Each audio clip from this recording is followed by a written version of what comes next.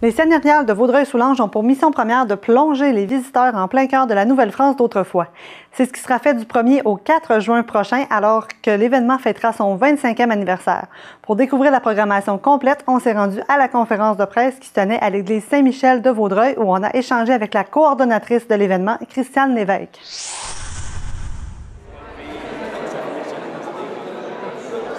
On est ici, en fait, je l'ai dit, bon, l'événement va prendre place du 1er au 4 juin prochain.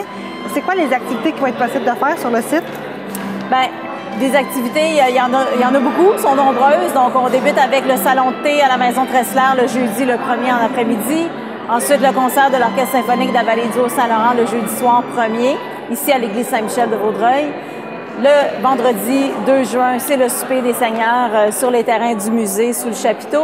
Et ensuite, le samedi, on a la place des marchands, on a des animations, de la reconstitution historique, des activités familiales, de la musique déambulatoire.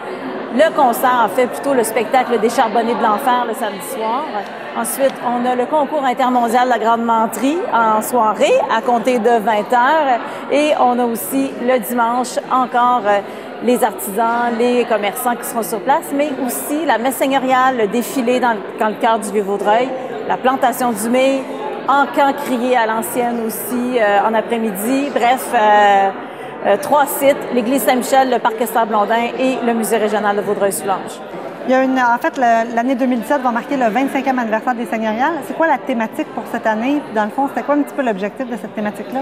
Le thème de cette année, c'est « À tout seigneur, tout honneur ». L'objectif, c'est de mettre en valeur les 5 seigneuries de la région de Vaudreuil-Soulanges, donc la seigneurie de l'Île-Perrot, la seigneurie de Soulanges, la seigneurie de Rigaud, la seigneurie de Vaudreuil, la seigneurie aussi de l'Île-Perrot, Nouvelle-Longueuil. Je les ai toutes dit, mais pas dans l'ordre. Je les ai toutes dit, mais pas dans l'ordre. Bref, les 5 seigneuries du territoire de Vaudreuil-Soulanges. On rend hommage aux seigneurs des lieux de chacune des seigneuries. Et cette année, notre président d'honneur, c'est le maire de Vaudreuil-Dorion, seigneur de Vaudreuil. Ça va être quoi son rôle à titre de président d'honneur? Son rôle, c'est d'assurer une présence, c'est d'être le porte-étendard des festivités. Comme on est sur le territoire de la seigneurie de Vaudreuil, c'est tout indiqué que M. le maire soit le président d'honneur de cette 25e édition. Et il aime beaucoup cet événement-là. Donc, c'est sûr que pour lui, c'était quelque chose qui l'a beaucoup honoré quand on lui a demandé de nous honorer aussi à notre tour.